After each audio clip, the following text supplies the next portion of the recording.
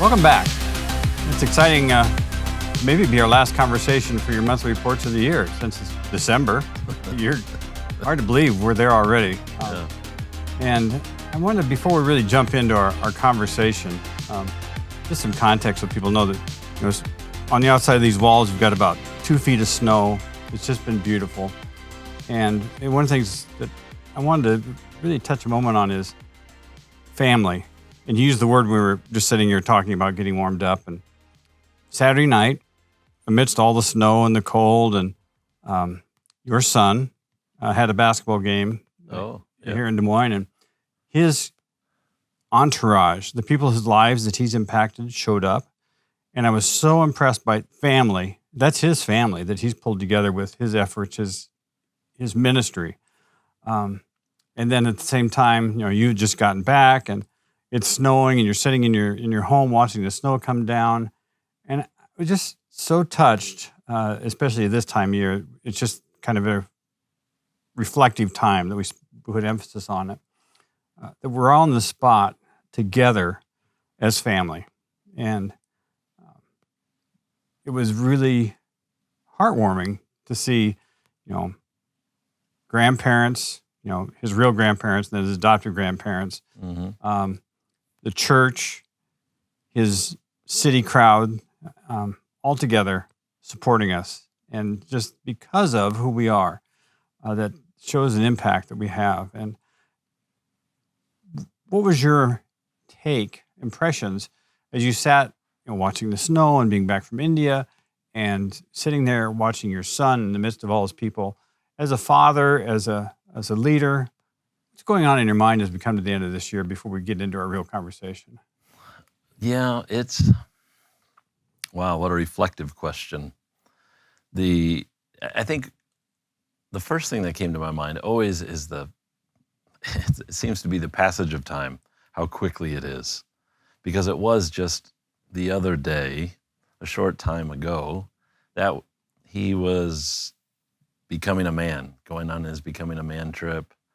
And those principles that you attempt to lay a foundation with, they have to take root in their lives, and then they have to use them in their lives. And so one of my second thought was a feeling of gratefulness, because Christ's patterns of wisdom of basing your life around a community of people, basing your life around a teaching that he provides, and understanding then that you have a unique role to play within the family and a global family that Christ is building. I was grateful. As you said, there was people from his high school there, his peers his same age, peers younger than him, and some that were quite a few years older than him. He had lost a friend to a car accident, a tragic, car accident, and that family was there, who are a lot older, and that's at this point 6 years ago or so, which is a long time in this world now. A lot of time has passed, and yet the impact that he has made on that grieving family still remains. And so they come to support. You mentioned, of course, his blood family, his grandparents, and his sister and others, but also his church family was so many of them there that come to support him. His past church family, his new church family, his newest church family. He has multiple church families he's had over his 22 years of life, 21 years of life. So all those different spheres he's had an impact in, you can see them very quickly, and you can see that these are principles that you lay down, and you don't know if they're going to take root, but we're beginning to see them take root, and you're beginning to see the impact. So it's a gratefulness. It's bittersweet because you, in some ways, you don't want them to grow up. And in other ways, of course, that's the only thing that's the core of your job, is to help them mature help them to build their own state of mind, their own complex state of mind. And so it is such a tension we have as humans that, and especially as parents, that we have with our adults now that are in our lives. Our adult, I can't even say children. They're not children at all. They're their own men and they're their own women. And those are some of my reflections, Jay. Yeah, that's poignant. Yeah, bittersweet. And you're working yourself out of a job as your parent if you do it well.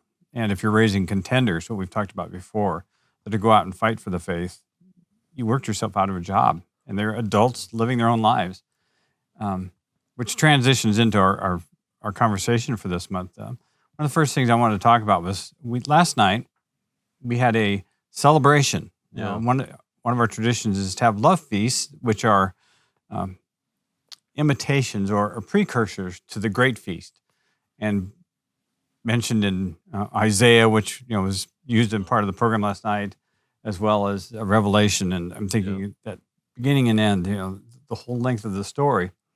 One of the things ties to what you just said about gratefulness. In that celebration, you took time to talk to our, I guess they're still children, not young adults yet, but they're darn close. And they were doing a program where they sang songs related to the Christmas story and putting it in context. And why did you talk to those kids before they sang? The main reason I talked to them was because their voice matters. Truly, it does. I'm not talking necessarily primarily about a singing voice. They're singing, they're reminding us, they're teaching us, it's a way to help them remember the story. They sang 5 songs around Christmas theme, around the birth of Christ, and one song that we had written here in particular. So all that is good, but the primary focus is because they have a voice and their voice matters. They're our 4th generation. As you said, they're 10, 11, 12. They're just on the verge of becoming men and women, or at least practicing it at that 3rd stage of their youth. And it's now it begins that they have to understand that they have to own this faith for themselves. They have to own this set of patterns for themselves. And they have to begin to understand they have a role to play locally in their churches, locally in their families, locally in our community, and then more regionally and even globally. So we're beginning to build teammates in our family today that were born in 2018, 2015, that were born in those years, and we're beginning to invest in them. So part of interviewing them is it's nice to see them go up there. They're cute, the younger ones especially don't pay a lot of attention, but they're cute. They're playing with their dress, they're fiddling with things, or some are laying down on the... One young guy had a hammer. One guy had a hammer. And he was ready. He just kept swinging that hammer, and the other kid behind him kept just laying down on the bleachers. But the main thing is that they have a voice, and that they understand they have an important part to play with us. And it's not just about being cute, and it's not just about being remembering the story, but it's beginning to be about, in the days ahead, that they're part of something and that they have a role to play. One of the things we talked about was your stewardship. That came up in the conversation during the evening. And that's the beginning. That's your first, those early generations of your stewardship to bring them equipped to do the work. And then at the same time, we had reports from our local stewardship and then our global stewardship. Mm-hmm.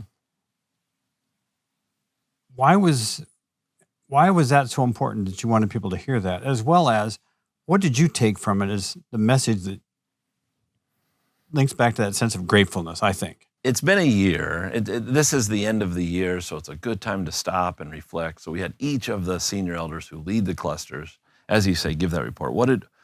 I wanted them to communicate to the network because this is the time when everybody is there. Otherwise, you're just with your churches, you're just with your clusters. Our Sunday mornings are equipping times. It's leadership development activity. And so these love feasts are a unique time where everyone is there and you get to hear. I wanted them to hear across the whole network about what's going on, for one. Two, it gives the senior elders a voice, just like the fourth generation who are 10 years old have a voice. And at this point, it's a little lesser of a voice, but still an important one. The senior elders have a very important voice of protecting the teaching, of establishing the churches, of shepherding all the leaders in there, and all the leaders making sure that they're helping each other, one another, and taking on the shepherding and counseling that needs to happen in the churches. I wanted people to hear about the changes that we've made and the outcome of those changes. We've made some very strategic choices in the beginning of this year and midway through, rearranging churches, rearranging leaders, taking some leaders that are more the young contenders, is what we called them, which is our 18 to 22, putting them all in a church with some of our top leaders and really getting them in a boot camp type environment to really begin to own the faith more. We've made a lot of those changes, and they have domino effect all throughout. You move one person, it's quite an effect. And we have more leaders this year. We have more pathways that have been established in, and we have more churches now across this year of 2025. So those are the things I wanted people to hear, and I wanted them to hear from the senior elders that lead each of the clusters. So I think it takes a while. It took a while to say all those things. We had all the singing, we have the interviewing of all the singing of all the children, and then we had all the senior elders talk, and then we had a global thing. It was quite, took a lot of time. It's a family meal. It went fast. But I just think, wow, that wasn't very long. Yeah, it's if you have the mindset of it's a family discussion, you don't sit around your own family's dinner table and make sure it ends at a 28-minute mark as if we're on on a radio program or something in the olden days where you had to start and had to end at a certain precise amount of time. This is a family dialogue, and that's certainly in a larger network sense when we all come together. We still want that feeling, and so that's why we had a meal. That's why it was a feast. That's why we shared the bread and the cup. Is to mimic. I say mimic, but I'm thinking back to how you introduced this segment, and that is with Isaiah and Revelation 19, 1 through 10. I think you read 19, 6 and 7 last night. It's not a mimic. It's a deep desire that should well up in our hearts that we are following that banquet feast that we're going to have with Christ after the 1,000-year reign. We are to remember, we are to deeply connect and integrate our lives with that feast. I mean, Jesus said, I'm not going to drink of this fruit of this vine again until I see you in paradise, he says in the upper room discourse. And then in Revelation 19, after that 1,000-year reign, he has that banquet feast with us. And so until then, every week, we're having this banquet feast. And that's what we did last night. And it was really, I think, a powerful message to reinforce the idea that your stewardship, local, global, is our stewardship. And that this isn't something that we watch from the outside. We're participating. That meal in itself is participation in the stewardship, both locally and globally. So there's that ownership by giving voice and agency that you people own this. You need to do the work. You need to be prepared to be effective, to enjoy life in the kingdom, as we live it now. So I think it was I think it accomplished a lot with that time. And, that sense of stewardship, if I just stay on that theme, you just got back from India. Yeah. And during that time, it was a bit of a marker along a timeline that starting 40 years ago, maybe How More long? than that, probably 1980s. 1980. Well, that's Early 45 1980s. years. Yeah. Yeah. That people that hadn't been together with us for a long time were gathered, and I think that's a great time. Again, the idea of celebration as well. So, what did India mean this trip? And you also make sure you talk about your young traveling companion. You took one of our young upcoming contenders along. Yeah, born in, I believe, 2006, I think is when he was born. Yeah, you said that last night. Yeah, I didn't know that, but I didn't know the preciseness of it. I knew his approximate age. But yeah, so on this particular trip, the first part that we had was what we called an original partners meeting. And so these are people that were partners with us in the 1980s, and maybe some of them have dropped off since probably the late 90s, maybe with us for 15 or 20 years then and dropped off. And then we haven't, some of them, 3 of them, I had not ever met in my lifetime. Maybe heard about them, but had never met them. Others had maybe dropped off 2010 timeframe, maybe come in early 2000s. And then others have been with us for 30-some years. But we got all of them together in the same room.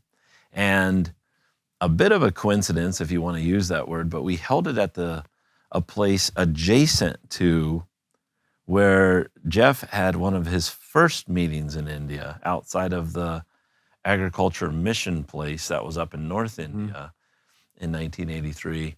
He held a meeting in Delhi in a YMCA, and this was held right across the building, just literally feet away from it, in 2025. So a bit of a marker there as far as geographic location. But we had all those original partners there, and we updated them on what's been going on. Some of them, again, we hadn't seen in 20 years, 20-some years. So we updated them on what's going on, where the resources are, what the options are for them, what's the problems that are being solved, and then invited everyone to re-engage.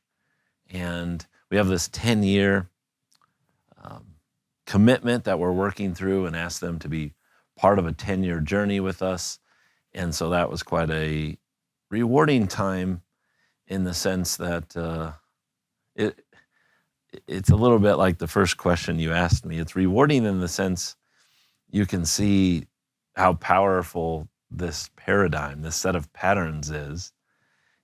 And at the same time, Jay, I felt a bit, I want to say depressed, but I felt a bit, and I don't know if overwhelmed captures it either, but it's more on the side of, it's not anxiety either. It just, the amount of work that it takes and the journey that they have to go through, because a lot of these guys are first generation men and women, and they bring their second gen with them.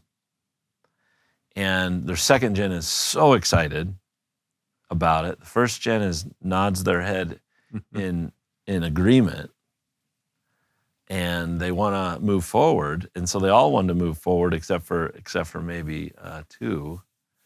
So that's encouraging, but at the same time, it's a bit, the amount of work and the battles that are ahead of them, I'm fully aware of. And so I can't think of the word. You described it well, though. Conflicts without and fears within, I guess, is what it is. And my paid work was like, when you get a big grant, you go, yes. Oh. It's like, yeah, and now you got to use it well, and you got to use it according to what's in what's coming. Yeah. A lot of work and a lot of... But James was there. This young man named James, 2006 he was born. His first time out of the country, first time on, I think his second time on an airplane, and he goes to India to see and hear his perspective. He spoke at the end in this meeting. Mm-hmm. They had asked him, the audience had asked him, how do you impact the third generation? How do you impact them with the message of Christ? How do you impact them with the teachings? How do you get them to engage in the churches? How do you give them roles in the churches? And so to give him a voice, give him a platform in order to articulate answers to those questions, that's how we started the trip. So he started. He had to have answers right away. It was a good start for him. And he was prepared. And I'm seeing a theme coming up here with the idea of voice and agency. Hearing the partners from the beginning, but them hearing us. And then you went right to a celebration in Pune. Oh, yeah. I'm really overwhelmed, I think is the way to say that, with these celebrations, that I sometimes forget to stop and realize what's happened. And you get to see that firsthand, and they take it quite seriously. And you went to Pune and you got to celebrate, right? Yeah. Well, we had a banquet feast. Your family is very large. It's a large group there in Pune. There's so many people there, so many families there. The food, I don't understand the food obviously as well as they do, but they were so excited about the food. It was wedding food, they kept saying. It's a wedding type banquet. That's appropriate. And that's appropriate, absolutely. And the thing from my perspective is, it's the networks that are hosting this. It's the networks that are funding it. It's the networks that are leading the events. Everything is done by the network. My apostolic team creates the pathways, creates the names of the certificates from a global recognition standpoint, the nomenclature we use. And we do the primary equipping of the leaders themselves, but then the leaders turn around and bring it to their leaders, they bring it to their churches, they bring it to their networks. So we're just working with the leaders. And then I'm showing up at these celebrations, and what a joyous event. Just people are, at this Pune one, there was a group of people that are from Mumbai, just outside Mumbai. And they were all brand new leaders. I met their leader a year ago and talked with him about some of his plans for the next year. And he brought 9 or 10 of his leaders this time. One of them came from Singapore, had a different event in Singapore, decided it was better if they flew to Pune in order to celebrate their accomplishment in their leadership development pathway in Pune rather than remain in Singapore for a different event that they had. They live there. They live in Singapore. And so they came here just for this event, flew here, and then flew back. That's encouraging. So in highlights from Pune, yeah. Bangalore, any highlights from Bangalore? Bangalore is a few days later. It was on a Tuesday, I believe. Pune was on a Friday. We missed some flights from Pune to Bangalore, so that was quite the debacle. But as far as the work is concerned, we dedicated a book, an artifact that one of the leaders has written, a great artifact for a certain group of people. A leading woman has written it, and based on the first principles on the Didache, more in story form and more in picture form. So we were able to dedicate that book. We also had a leader from a few years ago that did everything he could to get across the finish line in March of 2023 and got his doctorate pathway completed with us. Months later, he died, but he continued on in those months, and in those months prior, really focused on his leadership team. And so in Bangalore, I've got a picture with all of his leadership team and a lot of second generation and even third generation in there. And I got a pamphlet, 3, 4, 5 pages from this young woman, young girl really, who drew all the first principles in color form and just stick figures, but with the core principles. And those are rewarding times because you invest in leaders.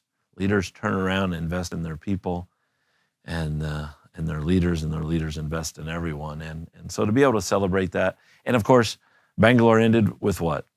But a huge amount of food in this big outdoor tent, round tables, everyone's sitting, there's a lot of noise, everyone's sitting together, a lot of celebratory, a lot of pictures, a lot of singing, a lot of hooting and hollering because they're so celebrating. They're so joyous of the occasion. So that was some highlights from Bangalore. It's important that we celebrate, take time to recognize. But the thing that really stuck out is the woman that did the book. We sometimes get lost in our Western minds that, well, they can't do it unless they do it like we do. There's arrogance, but it's also just kind of a mindset that it's accessible to all. The principles can be accomplished. They can be mastered by anyone, whether you're literate, illiterate. Nobody had a book when they first came out, so that's really exciting. And I'm thinking of another trip into, I think it was the Dominican Republic, but it was our Latin America. They were having some celebrations at the same time that you weren't at, and they had a picture with everybody holding the First Principles book, and they were all illiterate. Yeah. And so some had the book right, some had it upside down, some had it backwards, but they had no idea. It was just a strange artifact that was put in their hands to say, I've accomplished this, but it wasn't anything that they used because they had to do it orally, which shifts to the idea of our global system, recognizing progress. You said, the leader that finished his work and then sadly passed away a few months later, but doing it in stick figures, doing it pictographically, or different ways to communicate what you're learning. Why is it so important right now to have a global recognition system, and where that's advanced so fast? What would you tell us about the system and why it's so important? Yeah, that's a big question. It is. And it gets into, we live in a credentialing world where credentials matter. Your master's, your doctorate, your PhD, your bachelor's, we live in a credentialed world where those stamps, those pieces of paper matter. And the way you achieve those is through an academic rigor or a particular pathway that has academic rigor associated with it. Now that's, in and of itself, it's innocent. It's useful. We need rigor. We need to challenge our mind. We need to grow.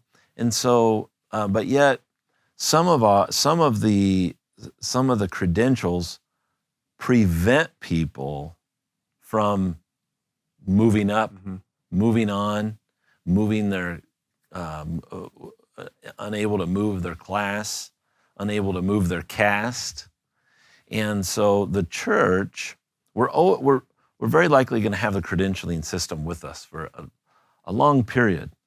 But what we do need in the church is, we can't have the credentialing system be higher and more important than a commending system or a recognition system that networks have an understanding of, hey, this is a Timothy type leader.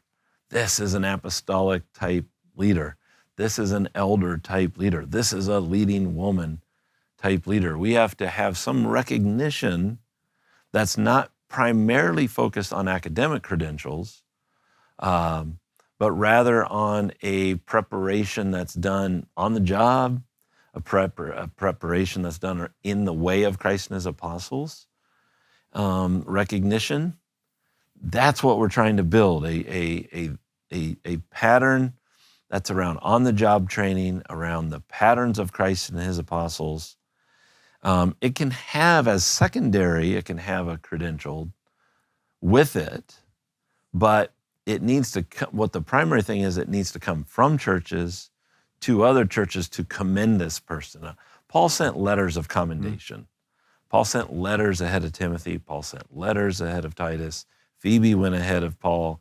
And so you get a network of people that are recommending and commending. And that's what we need back in the church today. We need to have some system like that has rigor in it, but that has the paradigm in it. And so that's what we're doing with our Global Recognition Center.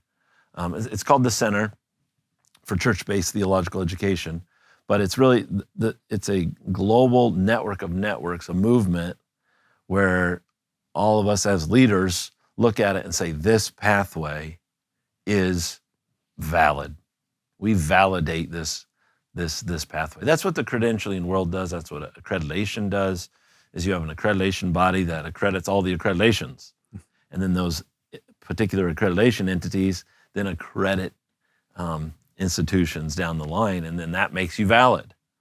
But yet somewhere in that we lose we put too high of a standard on the academic rigor and not enough on the character development, the ministry preparation part, the on-the-job training.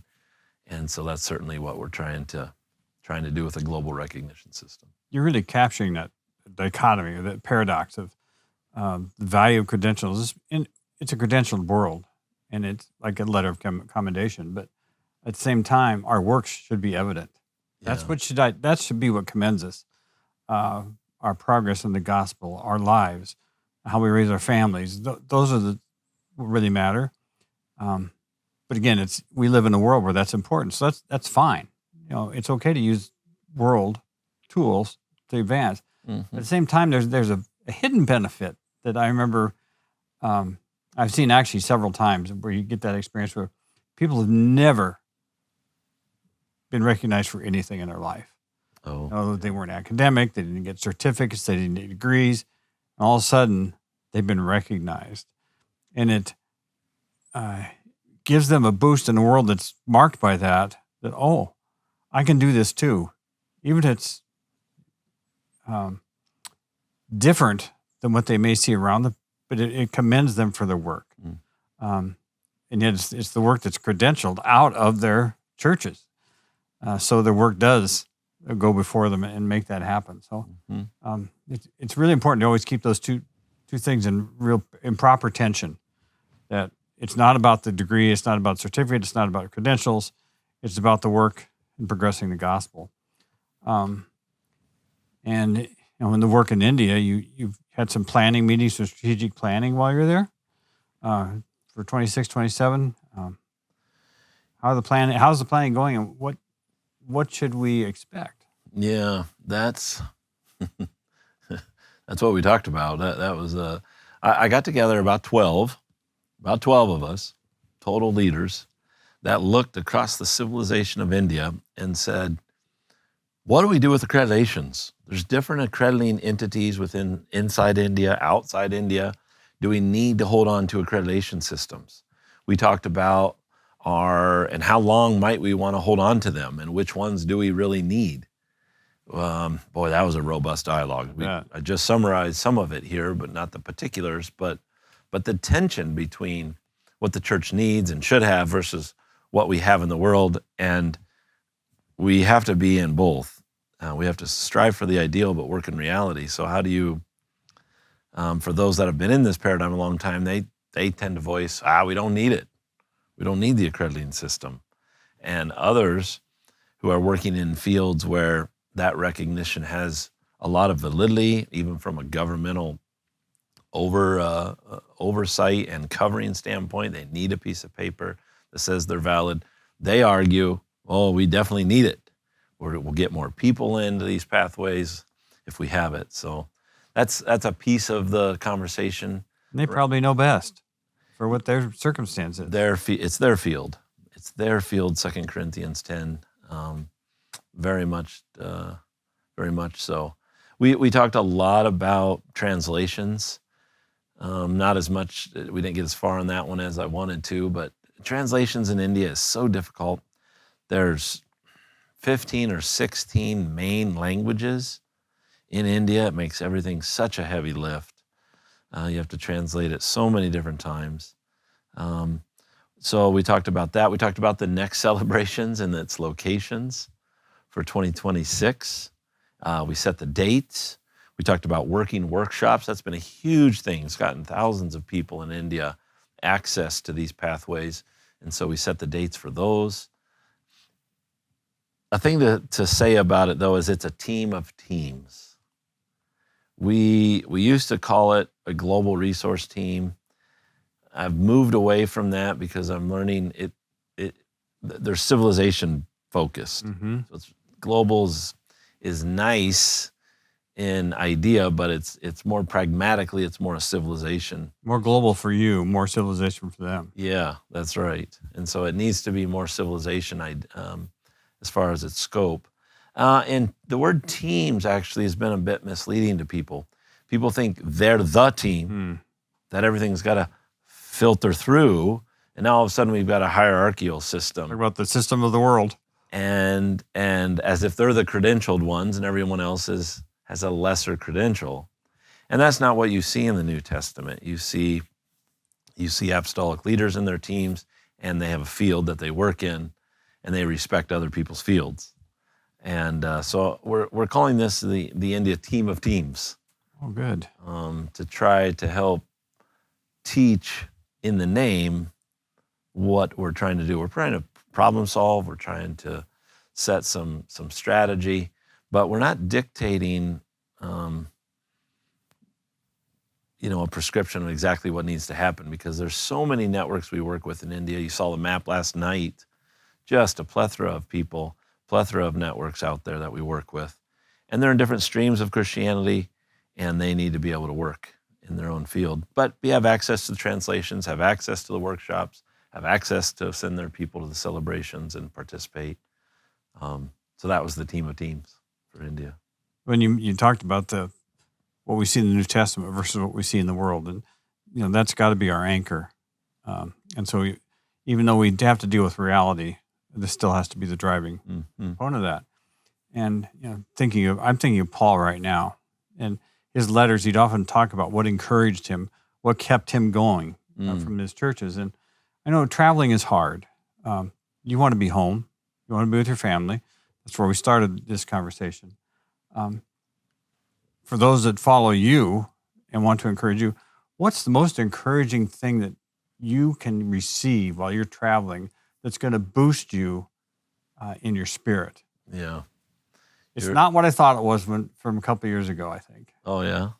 When I hear from people on the progress they're making, that's what most encourages me. I had a leader on this trip who has refused for 15 years to get his motivated ability pattern, to get his unique life work, a test process that we go through here in particular for leaders to know how their motivated ability pattern, something that lives deep inside. The way they're created.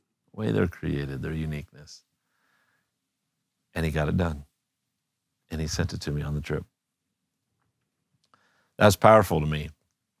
I enjoy people saying, we're praying for you. We hope you have a nice trip. We hope you don't die in the airplane. Those are good things, but the great things are people sent me their session 6s. Mm-hmm. And session 6, of course, we know, but for the audience, session 6 is where you pull all your work together from the previous 5 sessions and you integrate it. You integrate it into your own life. You integrate it into your family's life. You make core decisions on what you're going to do based off the teachings and the principles you've just learned in the previous 5 sessions. So it is the most important session in all of our resources. Our session 6, our final session, some of it's session 9, but session 6 in most of them. And so I believe I received 3 of those in my trip to India. I received people's work from the book of Revelation. The book of Revelation is a heavy lift. Agreed. and people are sending me their just people from our family. Some of them not leaders in our churches, just sending me their work from Revelation. So that's meaningful, because as a leader, you want to equip people for works of service until you can present them mature before Christ. And so when you can see them making progress, when I got that leader's map, it really struck me, because So many people have been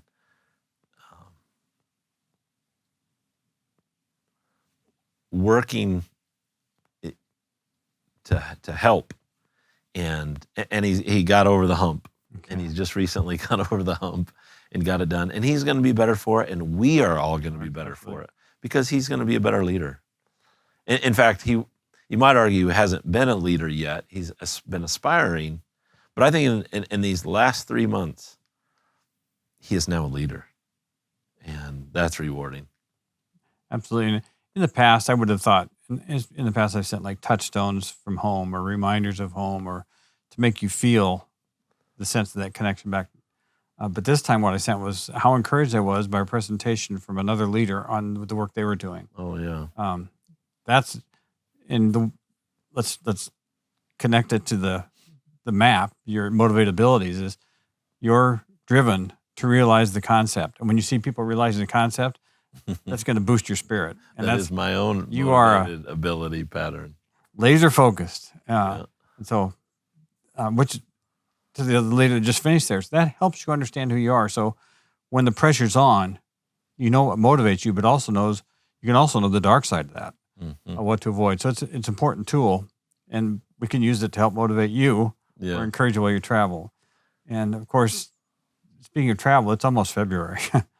We've got the Global Summit Grand Strategy, planning for the coming year, folks coming in.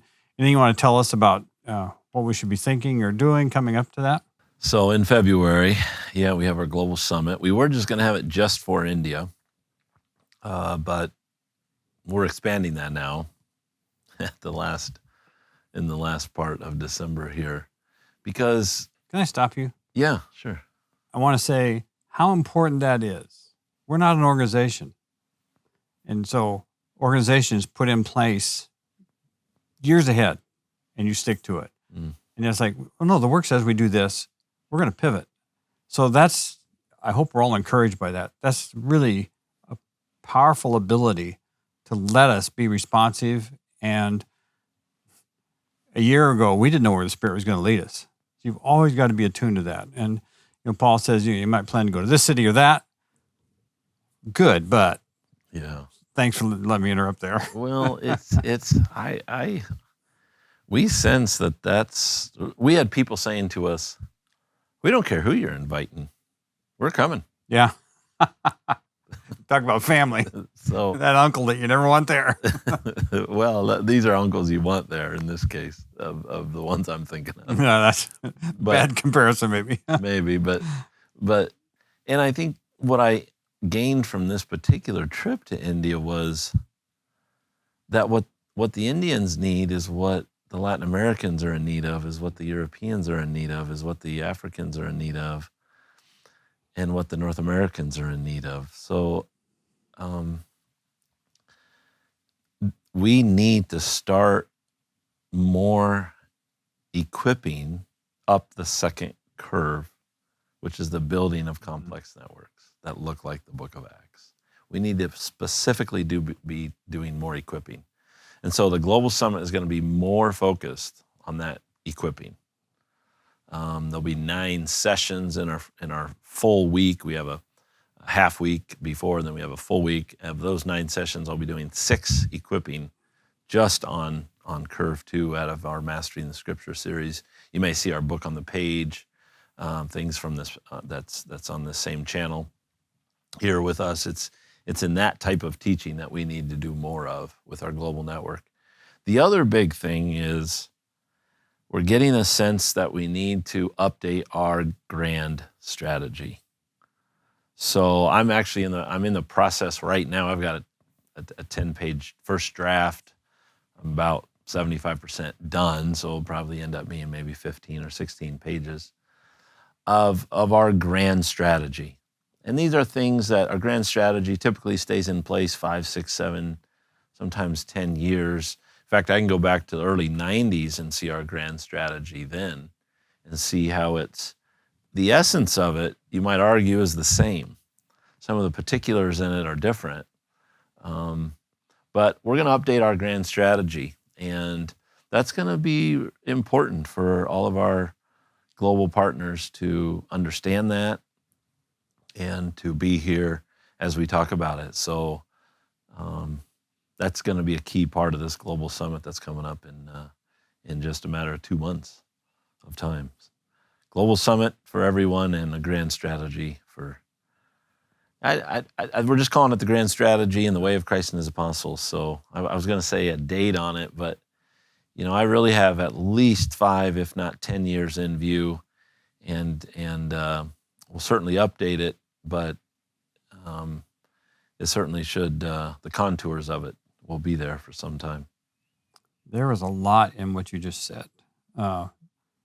Besides the message, there's that respect for the whole network.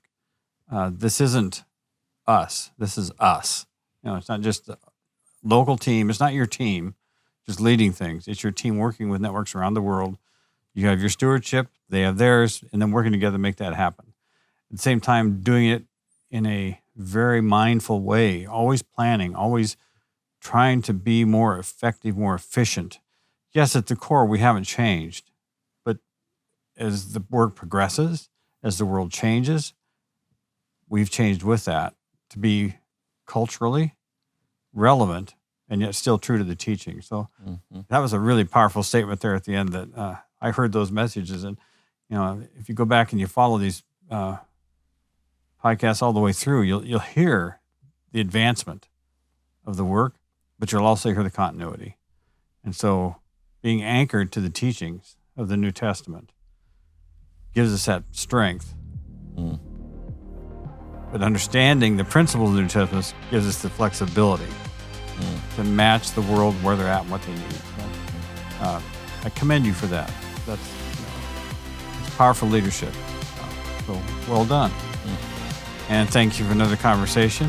I look forward to these every month, and I hope you all do as well. And with that, further up and further in, Jay, further in.